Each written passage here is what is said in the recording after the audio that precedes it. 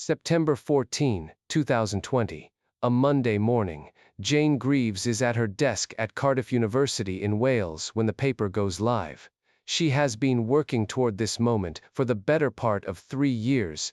Years of telescope observations, data reduction, peer review, revision, resubmission, and the particular kind of scientific anxiety that comes from holding a finding so unexpected that you spend more time trying to disprove it than prove it. She has run every check she knows how to run. She has brought in collaborators whose specific expertise was to find the flaw she might have missed. She has submitted the data to independent scrutiny. It is worth saying something about who Jane Greaves is, because the popular coverage of the Venus story did not always make this clear. Greaves is a radio astronomer whose previous work focused on the disks of dust and gas around young stars, the environments in which planetary systems form. She is not someone who came up through the Venus research community, or through the astrobiology community, or with any particular professional investment in finding life elsewhere. She picked phosphine as a target molecule for radio observations because the spectroscopic databases Sousa Silva and colleagues had built made it possible to look. Because Venus was an interesting target where a non-detection would help validate the methodology for future exoplanet work, and because the chemistry suggested that finding phosphine on Venus was unlikely. The decision to point a radio telescope at Venus for phosphine was, in some sense, intended to produce a null result. That is one of the reasons the detection, when it came, was so unsettling. It was not what the research had been designed to find. The finding has, at least so far, survived all of it, and now it is published in Nature Astronomy, with her name on it and a long list of co-authors after. The title is careful, measured, and precisely chosen to convey exactly what the data shows without overstating it. Phosphine gas in the cloud decks of Venus. Within hours, every major science journalist in the world has the paper. Within a day, NASA is holding an unscheduled press briefing. Within the week, the words, Venus and a life, are appearing together in headlines on the front pages of newspapers on 6 continents. And Jane Greaves, a radio astronomer who came to Venus almost by accident, who picked phosphine as a target molecule because it seemed like the kind of thing that would be straightforward to rule out, is watching the scientific world react to something she would, in her own subsequent interviews, describe with a careful, almost surprised restraint. Here is what the paper says. Using the James Clerk Maxwell Telescope in Hawaii and the Atacama Large Millimeter Array in Chile, 2 of the most sensitive radio telescope facilities on Earth, Greaves and her team observed Venus in a specific radio frequency corresponding to the molecular absorption signature of phosphine. pH3, 1 phosphorus atom bonded to 3 hydrogen atoms. A simple molecule, a molecule with a well-understood spectroscopic fingerprint. They found a signal at exactly that frequency in Venus's cloud layer, at altitudes around the middle cloud deck. The telescope data showed an absorption feature at the wavelength where phosphine absorbs radio waves. The signal was not at the noise floor. It was a detection, imperfect, carrying uncertainties, subject to all the normal caveats of astronomical spectroscopy, but a detection. The concentration they originally inferred. Roughly 20 parts per billion of phosphine in Venus's cloud layer. That number sat in the paper quietly, in a table of spectral line measurements, unremarkable in its formatting. But what it meant, what the team had spent more than a year verifying because they could not quite believe it themselves, was that Venus's atmosphere appeared to contain phosphine at a concentration that no known abiotic chemical process on Venus could produce. Not at the temperatures present in Venus's clouds, not at the pressures, not given the intensely oxidizing chemical environment of Venus's atmosphere, where phosphine, a molecule that reacts with oxygen readily, that breaks down rapidly in ultraviolet light, that has a chemical lifetime in Venus's conditions measured in hours to days, should not be able to accumulate to detectable concentrations through any combination of geological, volcanic, or photochemical processes that the models had been able to construct. The paper was careful, the paper was measured. The paper explicitly stated that biological production was one possible explanation, not the only one, and that further observation and theoretical work were needed. But the structure of the finding was unavoidable. Phosphine appeared to be present, the known abiotic sources could not explain it, and the gap between what the chemistry predicted and what the telescope detected was real. On the planet that astronomers have called Earth's twin for decades, the planet whose surface conditions make it the most hostile environment in the inner solar system, something in the clouds, on the radio data, was producing a signal at the wavelength of a molecule that, on Earth, is made almost exclusively by one kind of process: life. The reaction was not uniform. Within weeks of publication, scientists who had not been involved in the original work began examining the data, the reduction pipeline, the calibration procedures, and the spectral analysis methodology. Several teams found problems, some technical, some statistical, some chemical. The calibration of the ALMA data, on independent reanalysis, was found to contain a baseline subtraction issue that, when corrected, reduced the apparent phosphine concentration significantly. Other groups argued that the spectral feature might be a sulfur dioxide line rather than phosphine. Still others, Snellen and colleagues, Villanueva and colleagues, Thompson, Akins and colleagues, published independent reanalyses arguing that the original signal was not statistically significant at all once more conservative baseline subtraction methods were applied. By their analyses, the detection was, at best, weakened to a marginal feature. At worst, an artifact of how the data had been processed. The Greaves team acknowledged the calibration issue, reprocessed the data, and published a revised analysis. And in their reprocessing, the absorption feature survived, but at a lower inferred concentration, closer to 1 to a few parts per billion than the original 20. They also responded, in subsequent papers, to the more aggressive skeptical critiques, defending the basic reality of the absorption signal while accepting that its quantitative significance was less than initially claimed. The dispute over how to do the baseline subtraction correctly, and over which interpretation of the same data is the right one, has been an ongoing thread in the literature ever since. This is the part of the story where the popular coverage went sharply wrong in two opposite directions in quick succession. The first wave of coverage announced a sign of life. The second wave, when the calibration issues emerged, announced that the detection had been debunked. Neither was accurate.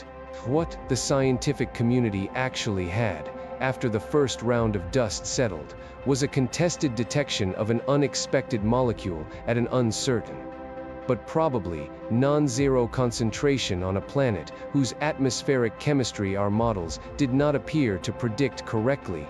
That is more interesting than either headline. It is also harder to fit into a single sentence. And then, over the years that followed, something happened that the early, debunked framing did not anticipate. The detections kept coming.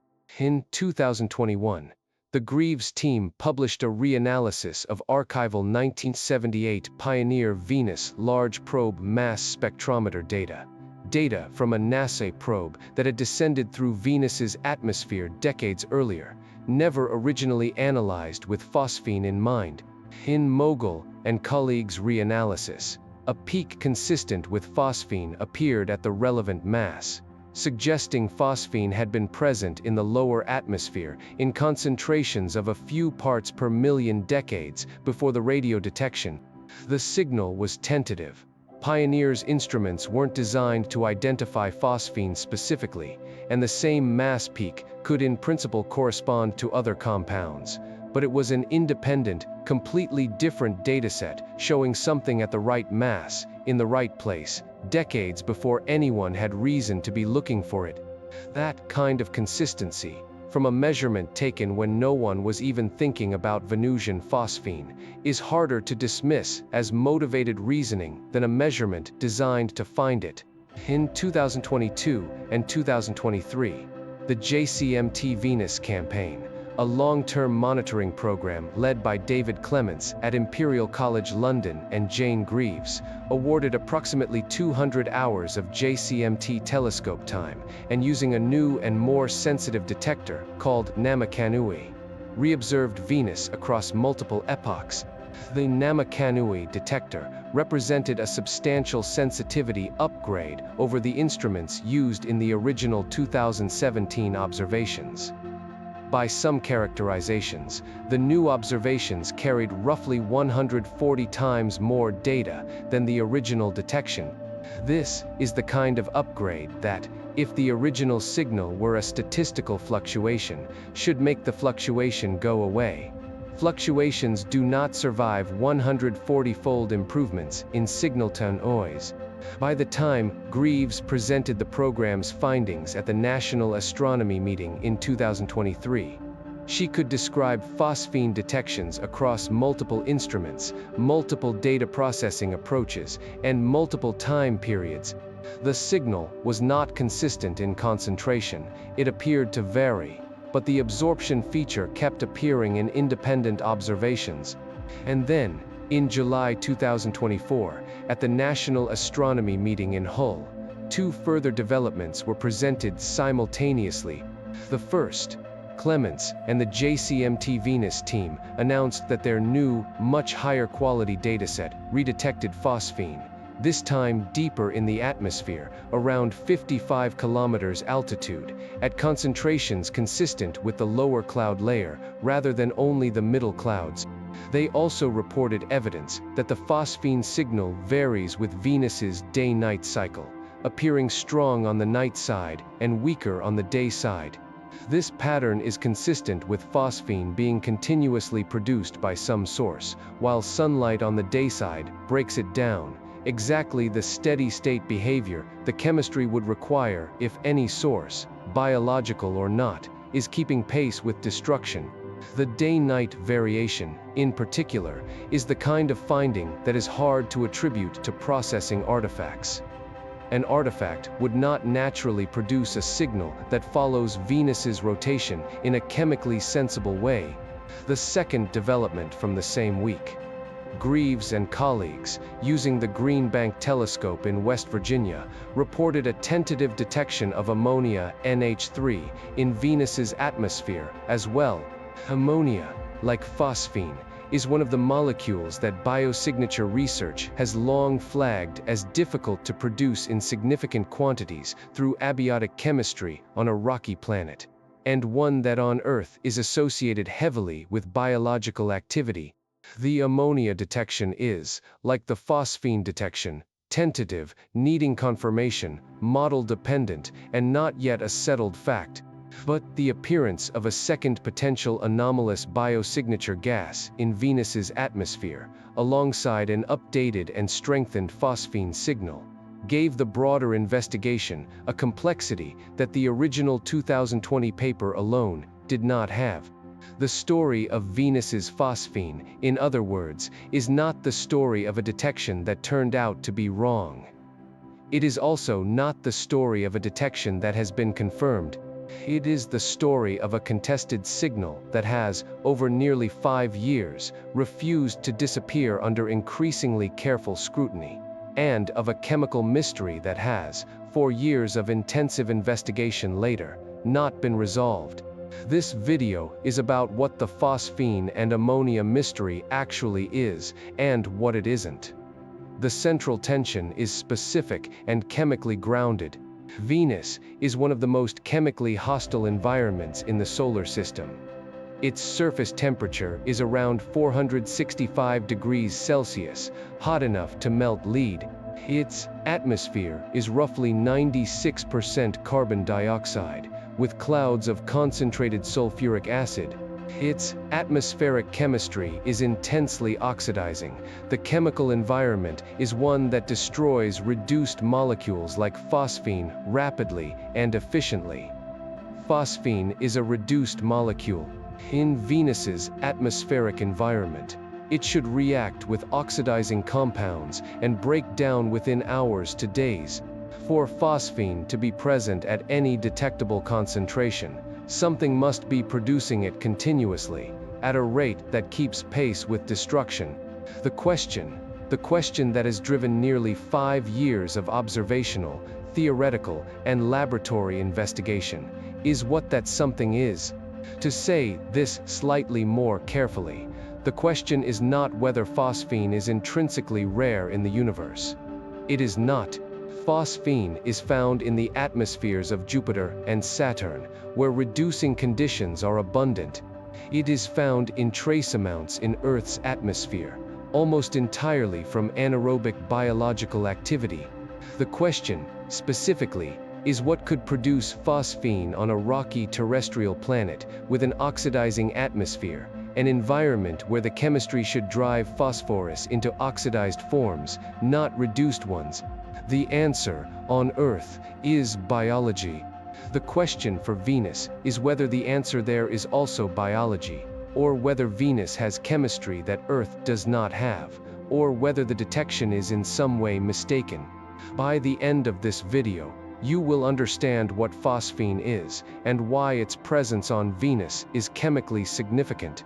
You will understand what the detection data actually shows, with its uncertainties and its complications, and what the subsequent calibration controversy changed and did not change. You will understand the proposed abiotic explanations for the phosphine, every serious one that has been put forward, and how they have held up against scrutiny. You will understand the 2024 ammonia tentative detection, and what, if anything, it adds to the picture. And you will understand why the biological explanation, while not confirmed and not even the majority position in the field, has not been ruled out, and what it would take to rule it in or out definitively. This is not a video that tells you life exists in Venus's clouds. Nobody knows that. The evidence does not support that conclusion, and stating it would be dishonest. Equally, this is not a video that tells you the detection was a mistake, and there is nothing to see. The most aggressive skeptical critiques have been answered, partially or fully, in subsequent papers. Multiple independent observations across years are not easy to dismiss. The most accurate state of the question is somewhere in between those poles. A real, contested signal in a real, poorly understood atmospheric chemistry on the planet next door, with new missions in development specifically designed to resolve it. The honest state of the science is more interesting than either definitely life or definitely not. If evidence-driven planetary science is what you're here for, subscribe to Galaxy Pulse. Every video follows the data, not the headline. Now, back to Venus. To understand why phosphine in Venus's clouds is chemically remarkable, why the detection, even at the revised lower concentrations, constitutes a genuine scientific problem rather than a routine spectroscopic finding, we need to understand Venus as it actually is, not as the Earth's twin label that dominates popular coverage suggests. The label has a defensible basis in size and mass, but the actual chemistry of the planet is, in essentially every respect that matters for habitability or atmospheric science, profoundly different from Earth. Understanding how different is necessary to understanding why a particular molecule, found in trace quantities in the clouds, became one of the most discussed scientific results of the past several years. Venus is, in terms of raw physical parameters, the planet most similar to Earth in the solar system. Its diameter is about 95% of Earth's. Its mass is about 81% of Earth's. Its surface gravity is around 90% of Earth's. It orbits at 0.72 astronomical units from the Sun, close enough to have once been considered the most likely candidate for a habitable world beyond Earth.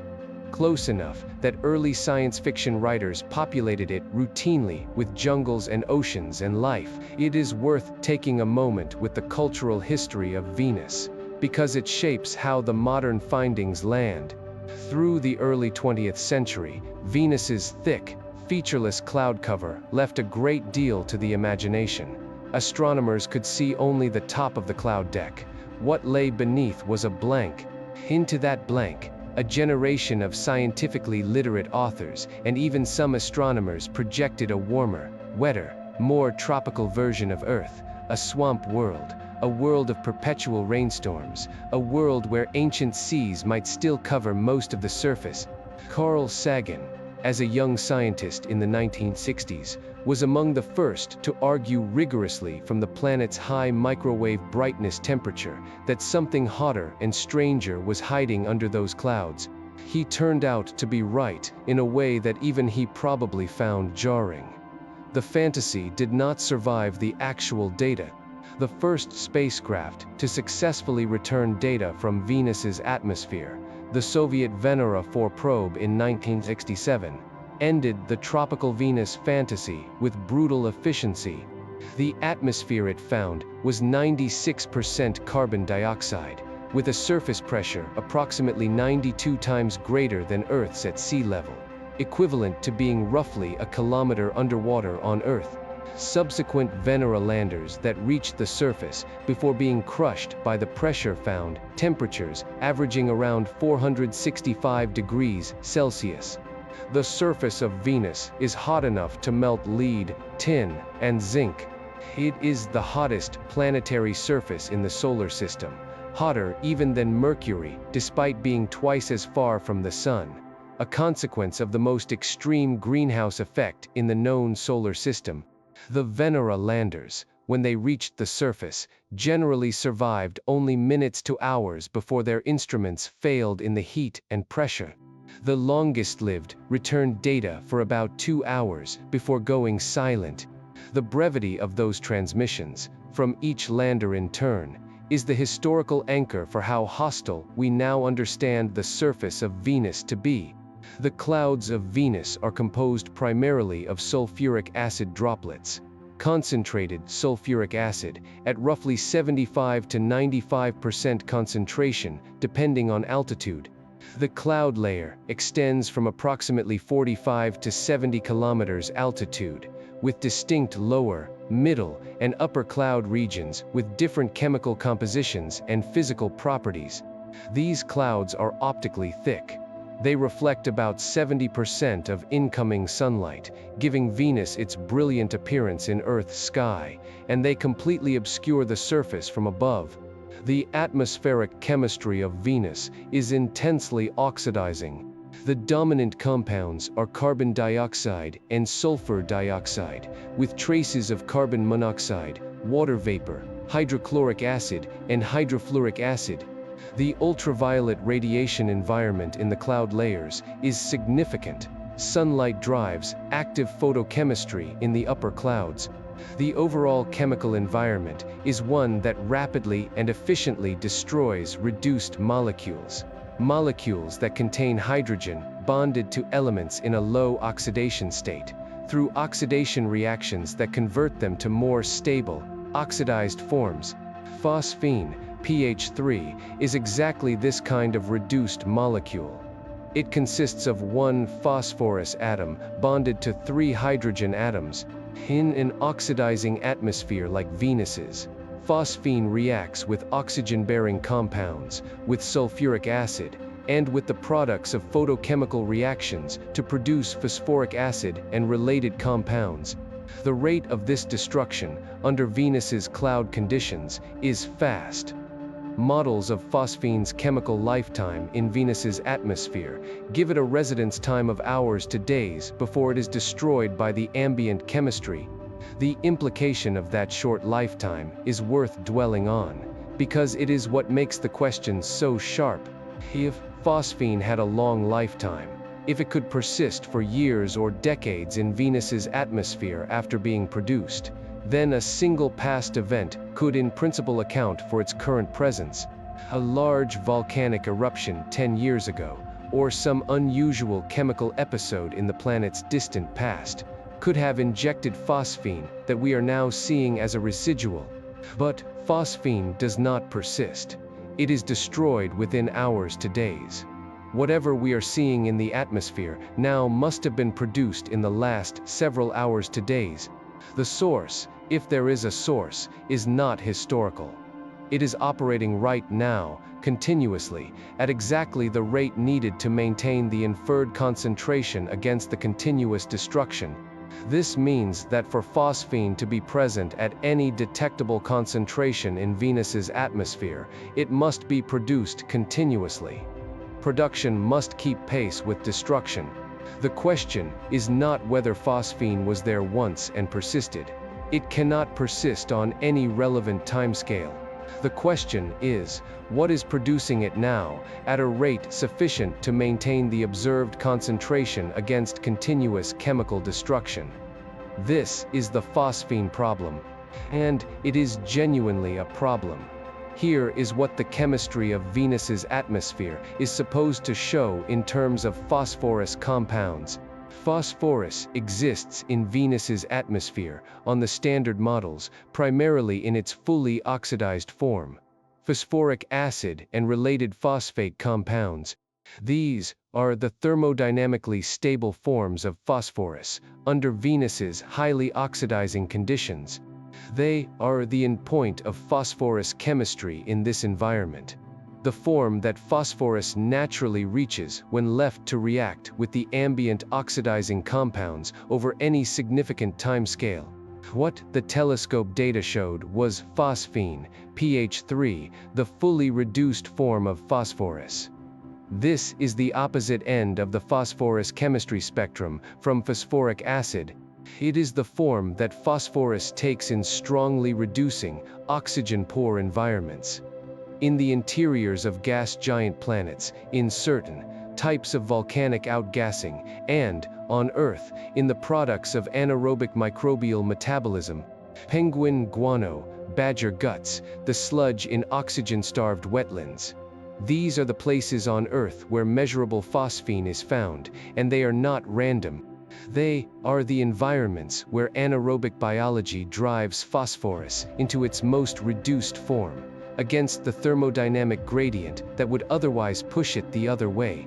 The gap between phosphoric acid in an oxidizing atmosphere, what models predict, and detectable phosphine in Venus's cloud layer.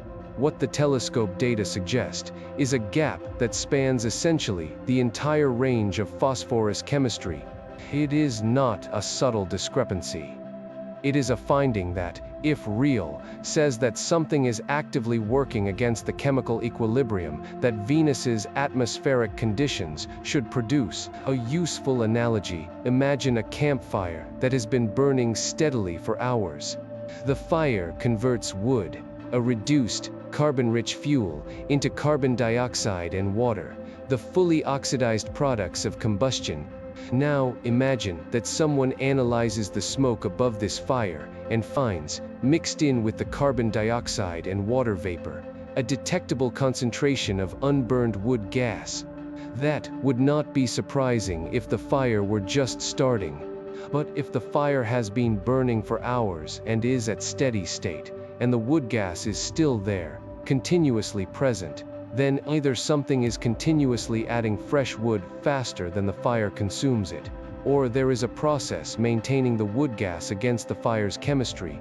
Venus's atmosphere is the fire, phosphoric acid is the ash, and phosphine, if it is really there at the inferred concentrations, is the unburned wood gas that has no straightforward right to be there. Of course, like any analogy, the campfire image breaks down if pressed too hard. Stellar and planetary atmospheric chemistry is more complex than the chemistry of a campfire, and the steady state of Venus's atmosphere is the product of dozens of overlapping processes operating on different timescales. The point of the analogy is not that the chemistry is simple. It is that the chemistry is one way. Under the conditions Venus's atmosphere maintains, phosphorus is supposed to flow from reduced forms to oxidized forms, not the other way around. A persistent reduced form, present at detectable concentration, is a signal that some flow in the opposite direction is occurring, either continuously, or in episodic bursts faster than the destruction rate, or by some mechanism that protects phosphine from the ambient chemistry. Identifying which of those is happening, and what is driving it, is the work that the field has been engaged in for almost 5 years. The detection of phosphine in Venus's atmosphere began not with an expectation of finding it, but with a logical exercise about what would constitute an unambiguous biosignature in a planetary atmosphere. Jane Greaves, working with Sarah Seeger of MIT, William Baines of MIT and the University of St. Andrews, and Clara Sousa Silva, researchers who had been developing frameworks for identifying biosignatures in exoplanet atmospheres, with Sousa Silva in particular building the spectroscopic databases that would let phosphine be identified spectroscopically in the first place. Identified phosphine as an interesting test case. The logic was specific. Phosphine is produced on Earth almost exclusively by anaerobic organisms and by industrial processes. In the context of planetary science, where industrial processes don't exist, phosphine in a planetary atmosphere is difficult to explain without biology. It requires strongly reducing conditions, the opposite of what Venus has, to form abiotically in significant quantities. The hypothesis was that Venus was the ideal test case for this reasoning precisely because it seemed so obviously hostile. If phosphine were found in Venus's atmosphere, it would be immediately remarkable. If it were not found, which was the expected result, it would validate the detection methodology for future application to exoplanet atmospheres. Greaves observed Venus with the James Clerk Maxwell telescope in June 2017, targeting the 1-0 rotational absorption line of phosphine at 266.94 GHz. The telescope detected an absorption feature at this frequency. The feature was unexpected enough that Greaves sought follow-up observations with a more powerful facility. Follow-up observations were conducted with the Atacama Large Millimeter Array, ULMA, in March 2019. ULMA is the most powerful millimeter wavelength radio telescope array in the world, consisting of dozens of individual antennas working in concert to achieve extraordinary sensitivity and angular resolution. The ULMA data, as the team processed it, showed an absorption feature at the phosphine wavelength. The team then spent more than a year attempting to explain the signal away before publishing. They tested whether the feature could be produced by sulfur dioxide, a molecule with an absorption feature relatively close in frequency to phosphines, and one that is genuinely abundant in Venus's atmosphere. The sulfur dioxide feature at the relevant frequency, by their analysis, was too far from the observed feature to fully account for it. They tested other candidate molecules, none matched cleanly. The initial inferred phosphine concentration, based on modeling of the atmospheric radiative transfer and the strength of the observed absorption feature, was approximately 20 parts per billion, a concentration that, if real, was orders of magnitude above what any known abiotic process on Venus was thought capable of producing. The paper was submitted, reviewed, revised, and published in Nature Astronomy on September 14, 2020. The calibration controversy began almost immediately after publication. A team, led by Ignace Snellen at Leiden Observatory in the Netherlands, published an independent reanalysis, arguing that the ULMA data processing had used an aggressive polynomial baseline subtraction that could produce false positive features in spectra, dominated by non-Gaussian noise. With a more conservative lower-order baseline subtraction, they found, the candidate feature dropped to a marginal level of statistical significance. Geronimo Villanueva at NASA and colleagues independently argued the apparent feature could be a misidentified sulfur dioxide line. Matthew Thompson at the University of Hertfordshire published a non-parametric bootstrap analysis of the JCMT data and concluded that the original methodology could not recover a statistically significant detection. These were not casual critiques. They came from credentialed researchers using rigorous methods, and, taken together, they made a serious case that the original detection might not survive proper analysis. It is worth pausing to understand why this kind of methodological dispute is so common at the edge of what current instruments can do. Radio astronomy spectroscopy of planets involves extracting a faint absorption feature from a spectrum that is dominated by other effects. The brightness of the planet itself, the calibration of the receiver, the response of the atmosphere through which the observations were taken, the contributions of other molecular species at nearby frequencies. Each of these contributions has to be carefully subtracted to reveal the feature of interest. The standard tool for subtracting these contributions is to fit a smooth baseline to the spectrum at frequencies where no absorption is expected, and then to subtract that baseline from the data. The question of how smooth the baseline should be, what mathematical form to fit, how many free parameters to allow, is genuinely subtle. Too few parameters, and you fail to capture real structure in the baseline, leaving residuals that can mimic absorption features. Too many parameters, and you fit out the very signal you are trying to detect. There is no universally correct answer. Different, reasonable choices can produce different results from the same data, and that is exactly what happened with the ALMA Venus observations. The Greaves team responded across several papers in 2021. They acknowledged the calibration issue in the ALMA data and reprocessed it.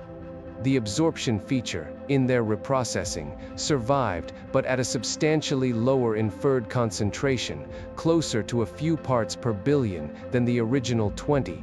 They defended their statistical methodology and argued that the chance of an artifactual line appearing at exactly the frequency of the known phosphine absorption line was small, roughly 1% for any single dataset, and far smaller for the same feature appearing in two independent datasets at the same frequency. They argued that the alternative identification as sulfur dioxide did not fit the line shape at the wavelengths involved. The result of this back and forth was not a clean resolution. It was a more cautious detection, weaker than the original claim, still present in the data on the original group's analysis, dismissed or substantially weakened on the most aggressive skeptical reanalyses. The technical disputes about baseline subtraction methodology were genuinely difficult to settle from the existing data alone. What everyone agreed was needed was more observations, with better signal-to-noise, and ideally with independent instruments, exactly what the JCMT Venus campaign would later provide. The current status of the detection, as of the most recent published work. The phosphine feature appears in multiple independent datasets, the original 2017 JCMT observations, the 2019 ALMA observations, the 2020 JCMT observations using a different instrument, the JCMT Venus campaign observations from 2022 onward using the Namakanui detector, and a tentative archival signal in 1978, Pioneer Venus data. The quantitative concentration estimate carries significant uncertainty. The true concentration could be anywhere from below 1 part per billion to perhaps a few parts per million in some pockets, with day-night variation, depending on which dataset and which analysis method is used. The detection, at whatever concentration the true value represents, has not been cleanly explained by any known abiotic process. The chemical problem, why is phosphine present at all, given Venus's atmospheric chemistry, remains unresolved. It is worth noting how this picture compares to the way single-paper detections usually resolve. Most claimed detections in observational astronomy either gain rapid confirmation from independent measurements or fade away as the original signal fails to replicate. Venus phosphine has done neither. It has neither been cleanly confirmed nor cleanly retracted. It has, instead, settled into a kind of stable scientific controversy, present in the data, contested in its quantification, unexplained in its origin, and requiring better instruments to resolve. This is an unusual outcome and reflects the genuine difficulty of the measurement. At the edge of what current ground-based telescopes can do, on a target whose atmospheric chemistry is poorly understood, in a regime where the statistical and systematic uncertainties are large enough that reasonable scientists can disagree about what the data is showing. Let's make the chemistry of the phosphine problem concrete, because the specific chemistry is what makes this genuinely interesting, rather than a simple spectroscopy dispute. Phosphine's production in reducing environments follows from basic chemistry. In environments where hydrogen is abundant and oxygen is scarce, the interior of Jupiter, for example, or the gut of certain anaerobic bacteria, phosphorus and hydrogen can combine to form pH3. The reaction is thermodynamically favorable in reducing conditions. Venus's cloud environment is the opposite of reducing. The atmosphere is rich in oxidizing compounds, sulfur trioxide, hydrogen peroxide, sulfuric acid, that react with phosphine and convert it to phosphoric acid or related compounds. Once formed, phosphine is quickly converted to oxidized phosphorus compounds. The timescale for this destruction, modeled from the known reaction rate constants and the concentrations of oxidizing compounds in Venus's cloud layer, is on the order of hours to days. For phosphine to maintain a steady-state concentration of even 1 part per billion in Venus's cloud layer, the production rate must equal the destruction rate. The destruction rate, at 1 part per billion concentration, can be calculated from the known chemistry. The production rate required to balance it is large, far larger than the production rates of known abiotic phosphine sources combined. The leading abiotic candidates and their shortfalls, volcanic outgassing. Volcanoes on Earth produce small amounts of phosphine. Phosphorus is present in magmatic material, and under the high temperature, low oxygen conditions inside a volcanic plume, some of it can combine with hydrogen to form phosphine. The question is whether Venus's volcanism, which is substantial, with extensive evidence of past and increasingly persuasive evidence of current activity from radar studies, could produce phosphine at the required rate. The best current models of Venus's volcanic chemistry find that the production rate from volcanoes falls short of what is needed to explain even 1 part per billion of atmospheric phosphine by several orders of magnitude. The volcanic source is real, but, on current modeling, far too small. There is also a geometric problem. Volcanic outgassing happens at the surface, but the inferred phosphine sits at 50-60 kilometers altitude in the cloud layer, separated from the surface by tens of kilometers of intensely oxidizing atmosphere through which any rising phosphine would have to pass. Most of it should be destroyed in transit. Lightning. High-energy electrical discharges can drive non-equilibrium chemistry, producing compounds that thermodynamic equilibrium would not allow. The reason this matters is that the products of lightning chemistry are characteristically different from the products of ordinary thermal chemistry. A lightning bolt locally creates conditions of enormous temperature and pressure in a fraction of a second, then quenches, leaving behind compounds that ordinary chemistry would never produce at the ambient conditions. This is why nitric oxide forms in Earth's atmosphere from lightning, despite being thermodynamically disfavored at the normal temperatures of the atmosphere. The question for Venus is whether the same process could produce phosphine. Lightning in Venus's clouds has been the subject of decades of debate, with some spacecraft data suggesting electrical activity and other data finding no clear evidence. Even generous estimates of Venusian lightning activity produce phosphine at rates orders of magnitude below what would be needed. Photochemical reactions. Ultraviolet light in Venus's upper atmosphere drives photochemical reactions that produce and destroy various molecular species. Could some unusual photochemical pathway produce phosphine? Detailed photochemical models of Venus's atmosphere have been run with this question specifically in mind, and they consistently find that photochemistry on net does not produce phosphine. Rather, it is one of the mechanisms that destroys it. This is part of why the 2024 day-night variation is interesting.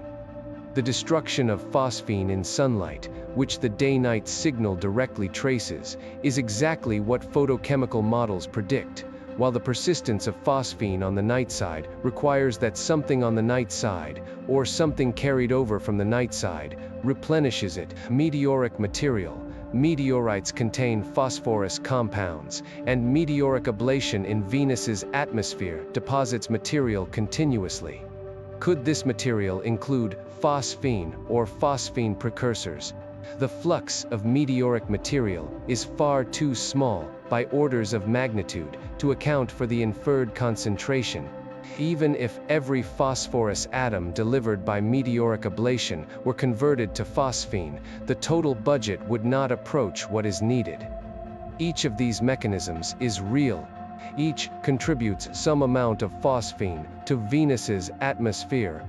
The combined contribution of all known abiotic mechanisms falls short, by the best current estimates, by a margin of several orders of magnitude, of the production rate required to maintain even the revised lower concentration estimate of the detection. The shortfall between known abiotic production and the inferred concentration is the phosphine problem. It is a chemical mass balance problem. The ledger doesn't balance, and the gap in the ledger is what the investigation has been trying to close. Here is where the phosphine chemistry connects to something larger than an atmospheric mass balance calculation.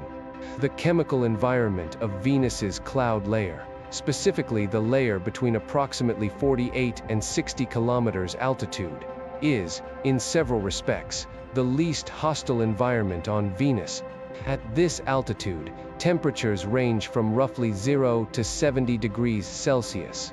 Pressures range from approximately 0.4 to 2 atmospheres.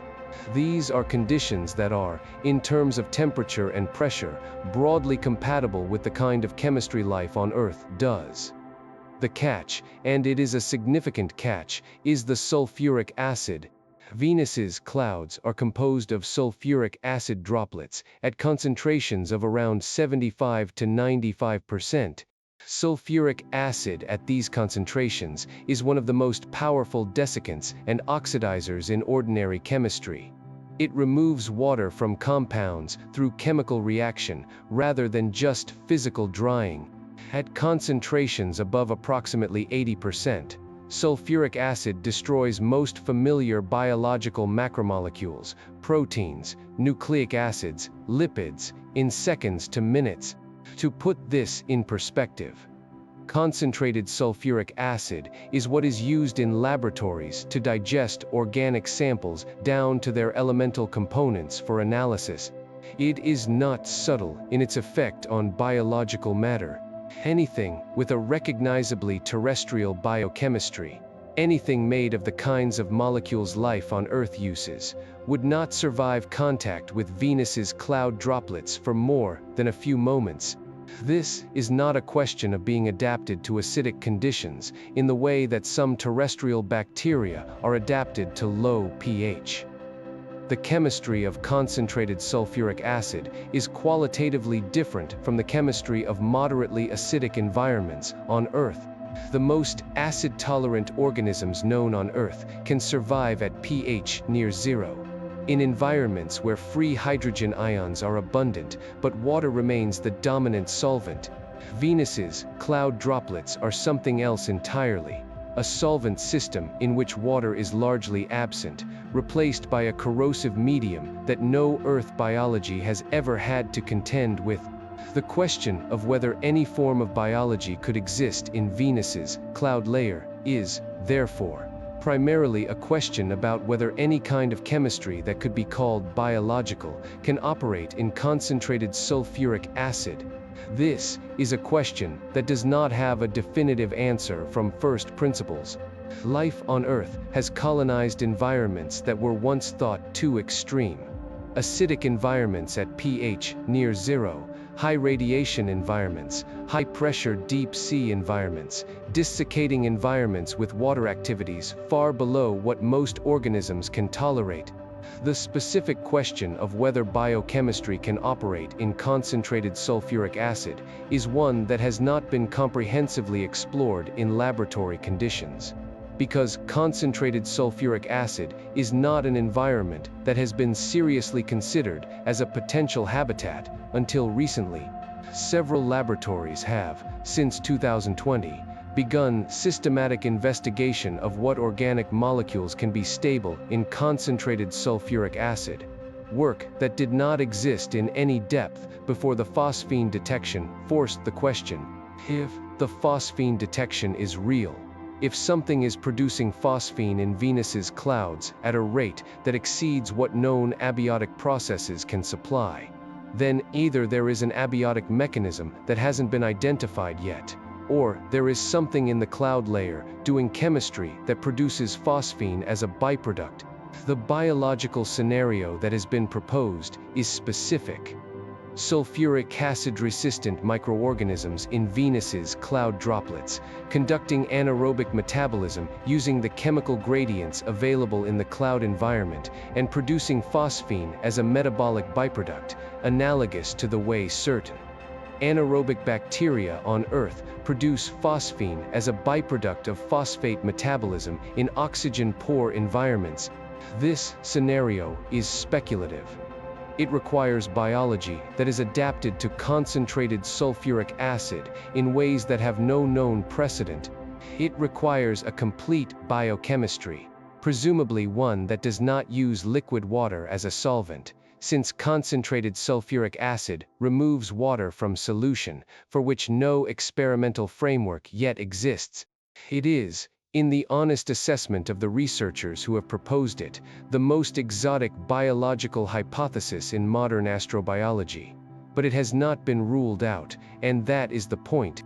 The phosphine detection paper's publication triggered what may be the most intensive rapid response investigation of a single planetary atmospheric chemistry question in the history of the field.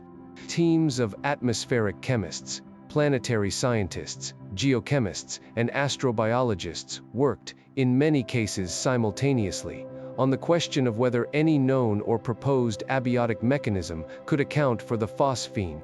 The most comprehensive of these efforts was a series of papers led by William Baines, one of the original Greaves papers co-authors, bringing specific expertise in phosphorus biochemistry. Baines and colleagues ran an exhaustive survey of every known and proposed abiotic phosphine production mechanism in the context of Venus's atmospheric chemistry, calculating production rates from first principles and comparing them to the destruction rates implied by the observed concentration. By 2024, Baines, Seeger, Clements, Greaves and colleagues had consolidated this work into a Frontiers in Astronomy and Space Sciences paper titled, with unusual directness for a scientific publication, Source of Phosphine on Venus, an Unsolved Problem. The Frontiers paper is worth pausing on, because it represents an unusual document in modern science. A comprehensive review by the original detection team, several years after the initial paper, openly acknowledging that the central question they raised has not been answered. It does not retract the detection. It does not claim biological confirmation. It carefully catalogs every alternative explanation that has been seriously proposed, evaluates each against the available data, and concludes that none yet suffices. That kind of patient, exhaustive accounting is the part of science that rarely makes news, but is precisely how genuine progress is made. The paper is, in effect, a public showing of work, a statement that the field has investigated the questions seriously and still does not have a clean answer. Their conclusion: no known abiotic mechanism, operating at any plausible rate in Venus's atmospheric and geological context, can produce phosphine at the inferred concentrations. The combined contribution of all known mechanisms falls short by several orders of magnitude. This conclusion has been contested, and the contestation has been productive, in some cases revealing chemistry that hadn't been carefully considered before.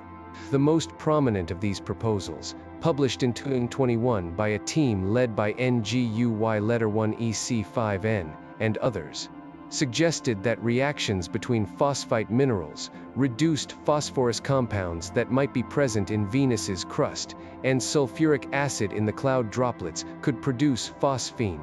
The phosphite-sulfuric acid reaction does produce phosphine in laboratory conditions. The question is whether phosphite minerals are present in Venus's crust at the abundance required, and whether the mechanism can transport phosphite-containing material into the cloud layer efficiently enough to sustain the inferred phosphine concentration.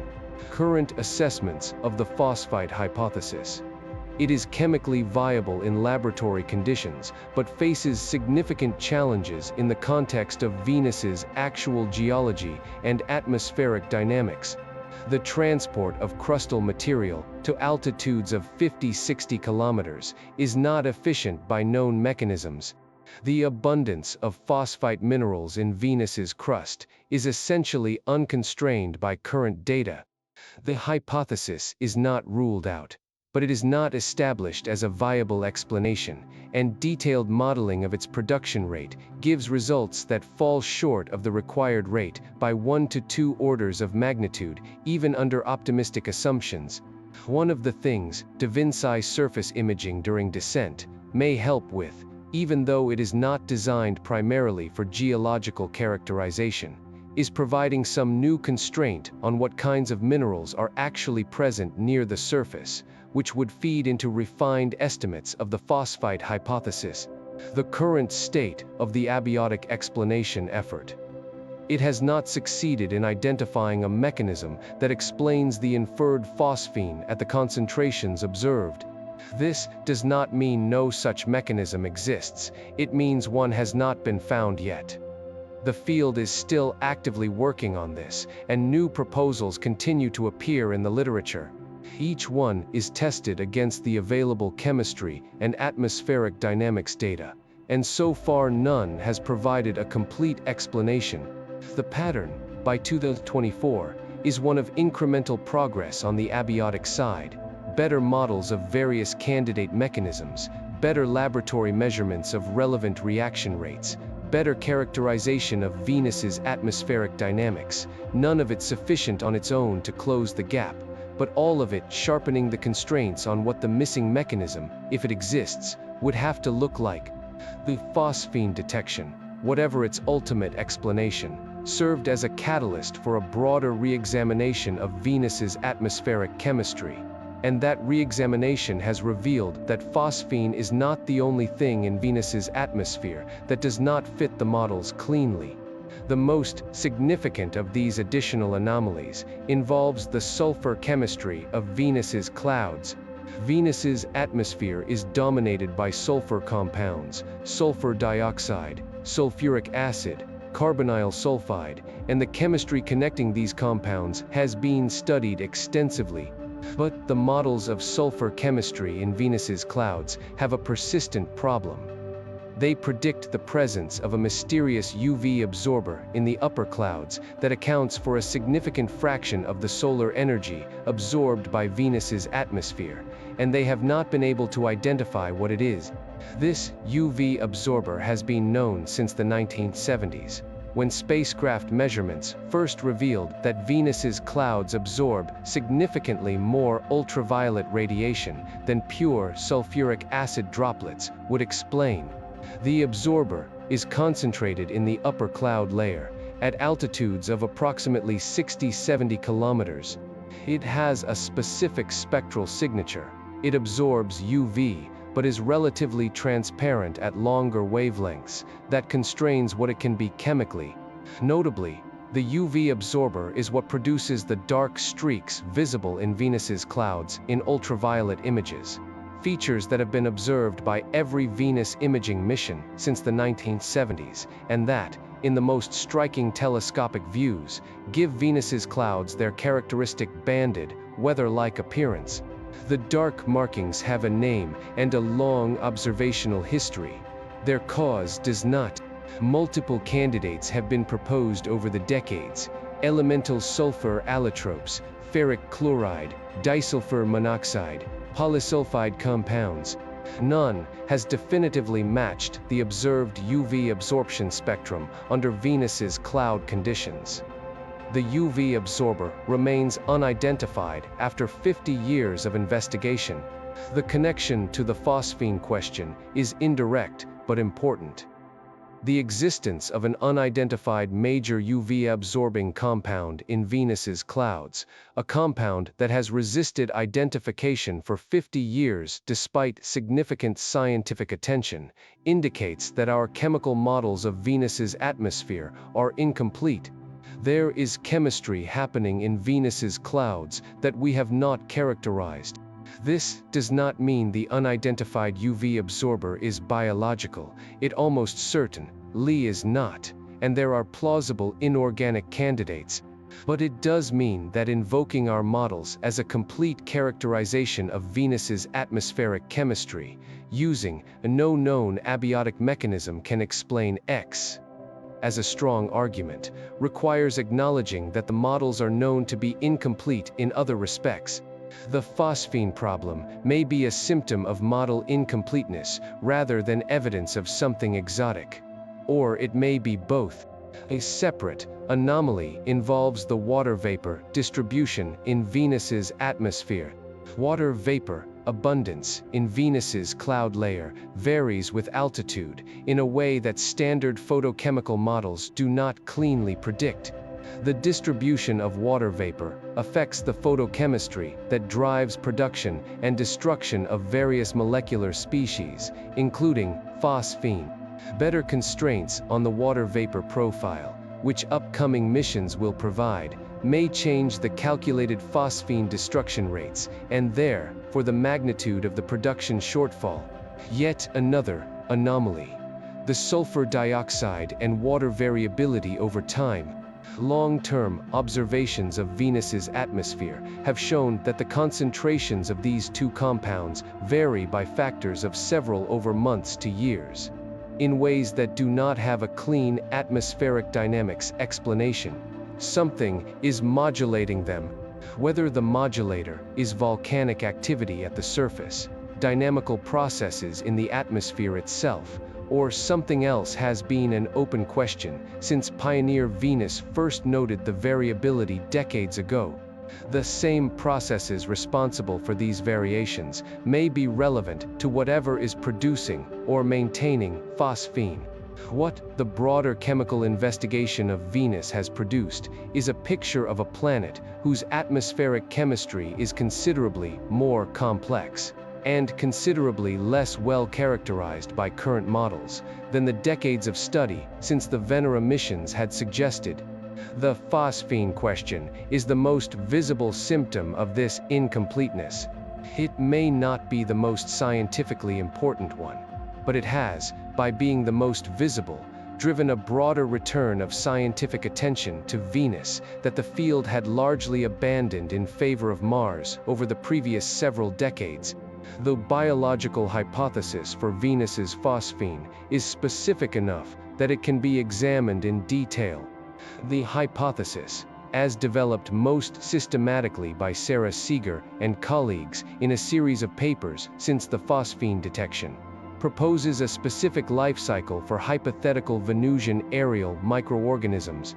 The key insight is that the cloud layer of Venus is not a single uniform environment. It has structure. The lower and middle cloud layers, between approximately 48 and 57 kilometers altitude, contain larger droplets with somewhat different chemical compositions than the upper clouds. These layers are where temperatures and pressures are most compatible with chemistry that could potentially support metabolism. The proposed life cycle is loosely analogous to certain microorganisms on Earth that live in atmospheric cloud droplets, a real, documented phenomenon called aerial biology. Terrestrial microorganisms have been found alive in cloud droplets at altitudes up to several kilometers, transported there from the surface and capable of surviving the conditions for limited periods. The Venusian version, Seeger proposes, would be specifically adapted to its environment, using a non-aqueous solvent system that is stable in concentrated sulfuric acid, conducting metabolism that extracts energy from the chemical gradients available in the cloud layer, and producing phosphine, and potentially ammonia, as metabolic byproducts.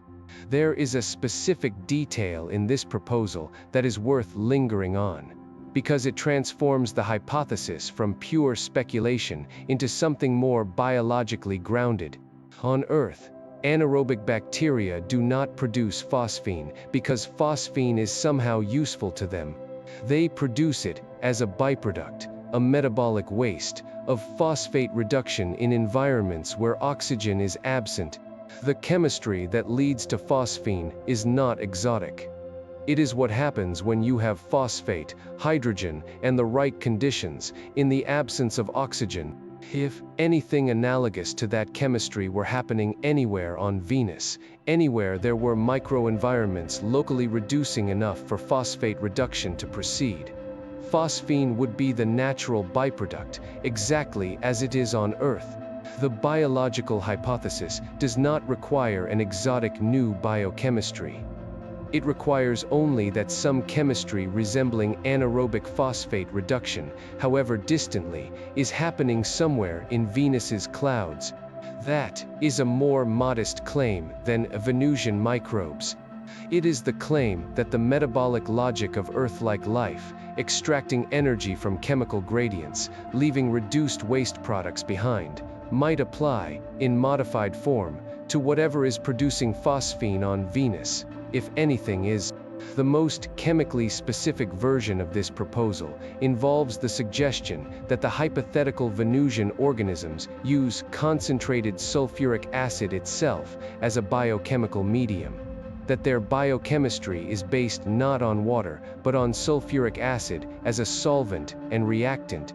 This is a radical departure from all known biochemistry. It has been explored theoretically by Baines and Seeger, who have identified classes of organic molecules, certain organosulfur compounds and amines, that are stable in concentrated sulfuric acid and could in principle form some of the structural and functional components of an acid-based biochemistry. This theoretical framework is not evidence of life. It is a demonstration that acid-based biochemistry is not obviously impossible from a chemical standpoint, that there are classes of molecules that could, in principle, do some of what biological molecules do in a concentrated sulfuric acid medium. Whether such a biochemistry actually exists anywhere, on Venus or elsewhere, is unknown. The 2024 ammonia detection, if confirmed, sharpens this picture in a specific way. Ammonia, in Venus's atmosphere, like phosphine, is difficult to produce by known abiotic chemistry on a rocky planet. Both molecules together would be more consistent with biological production than either alone, because biological systems tend to produce families of reduced-state compounds together. Phosphine and ammonia would both fit the metabolic signature of anaerobic microbial activity, in a way that two separate abiotic processes producing them coincidentally would not naturally explain. There is also a more specific connection that researchers including Seeger have highlighted. Ammonia, in the cloud droplets, if present at the inferred levels, would have the chemical effect of neutralizing some of the acidity, locally producing pockets where conditions might be substantially less hostile to anything resembling familiar biochemistry.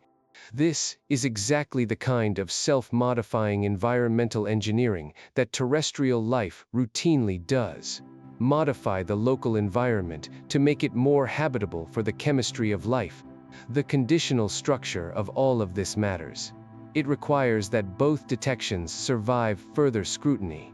But the conditional has become more interesting in 2024 than it was in 2020. The most powerful near-term test of any of these scenarios is not a direct detection of microorganisms. No planned mission has the capability for that, but rather the detailed characterization of the chemical environment in Venus's cloud layer that upcoming missions will provide. NASA Da Vinci mission, Deep Atmosphere Venus Investigation of Noble Gases, Chemistry, and Imaging, is the most directly targeted at this question. After several rounds of budget delays and replanning, the mission is now targeted for launch in late 2030, with the descent probe entering Venus's atmosphere in the mid-2030s. Its primary science element is the descent sphere, a probe that will descend through Venus's atmosphere from roughly 67 kilometers altitude to the surface, collecting data continuously as it falls through the cloud layers. It is worth dwelling on what kind of mission Da Vinci actually is, because nothing quite like it has flown in decades.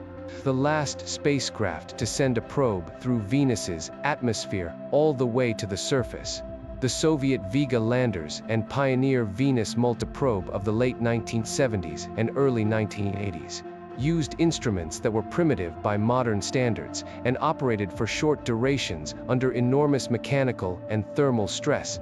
The decades since have produced enormous advances in mass spectrometry, laser spectroscopy, and imaging that have never been deployed in Venus's atmosphere. Da Vinci is the first 21st century probe to go there. Its instruments are designed to characterize the atmospheric composition with sensitivity and precision that the Pioneer and Venera missions could not approach. The descent will take roughly an hour, during which the probe will continuously sample the atmosphere, returning data on temperature, pressure, composition, isotopic ratios, and trace gas concentrations as it falls through layers that, until now, we have understood almost entirely through remote sensing and laboratory simulation. The Da Vinci probe carries a mass spectrometer specifically designed to characterize the chemical composition of Venus's atmosphere with unprecedented sensitivity, along with a tunable laser spectrometer, an atmospheric structure investigation package, and imaging instruments. Its target detection capability includes phosphine at concentrations below the levels at which the current detections are most uncertain. Da Vinci will either confirm phosphine's presence at the concentrations the radio detections suggest, detected at lower concentrations, or establish an upper limit that constrains the production rate more tightly than current telescope observations allow. It will also measure isotopic compositions and noble gas abundances that bear on whether Venus once had liquid water on its surface, a question central to whether Venus's past could have supported surface life that has since retreated to the clouds, or whether the planet was always hostile. The isotopic measurements deserve a separate mention, because they are the part of Da Vinci's science return that may turn out to be the most revealing. Different processes, biological, geological, photochemical, leave different isotopic fingerprints on the molecules they produce.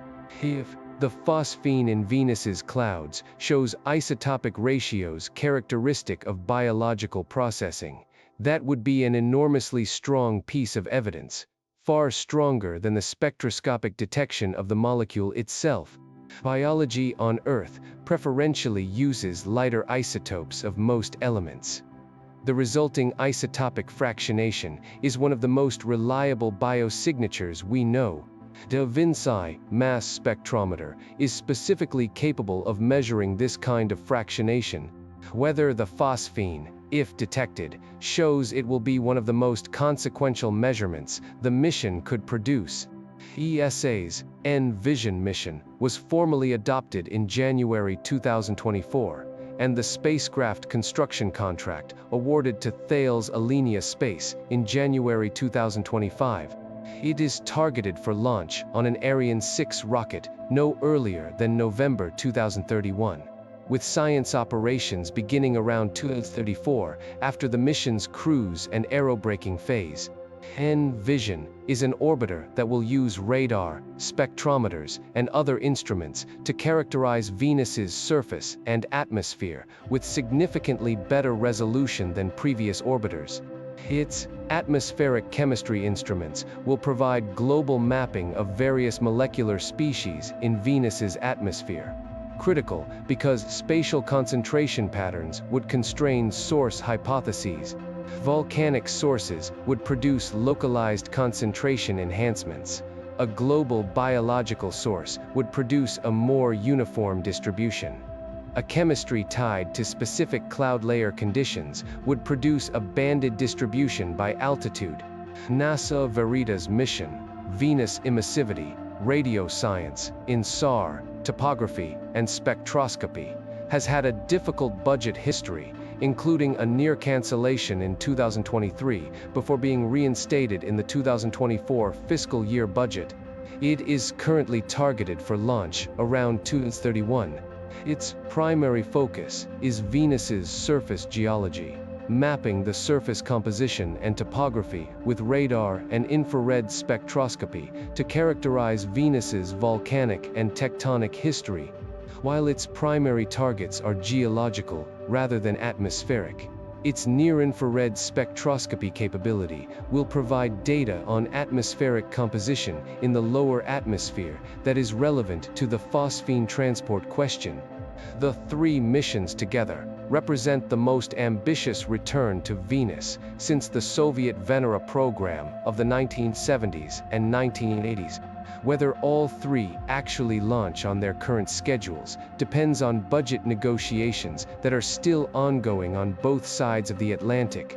But the phosphine question, and more broadly, the chemical anomalies in Venus's atmosphere that the phosphine detection exposed, is central to the scientific priorities of all three. By the late 2030s, the question of what is producing phosphine and ammonia in Venus's clouds may have an answer that the ground-based telescope observations alone cannot produce. The Venus phosphine episode has had a consequence that extends far beyond Venus and far beyond the immediate question of whether life exists in its clouds. It has fundamentally changed how the scientific community thinks about atmospheric biosignatures. Before the Venus phosphine paper, the conventional framework for biosignature science was relatively optimistic about the reliability of the no known abiotic source argument. The reasoning was, if we can show that a detected molecule has no plausible abiotic production pathway in a given planetary environment, and if the molecule is produced in abundance by terrestrial biology, then the biological explanation is strongly favored. The Venus phosphine episode revealed the weakness of this reasoning in practice. When a molecule that was assumed to have no significant abiotic source on Venus was apparently detected, and the community tried to establish that there was indeed no significant abiotic source, the exercise revealed that our knowledge of planetary atmospheric and geological chemistry is incomplete in ways that were not fully appreciated before the exercise was forced. Mechanisms that had not been seriously considered. The phosphite sulfuric acid reaction, for example, turned out to be chemically viable, even if currently insufficient to close the gap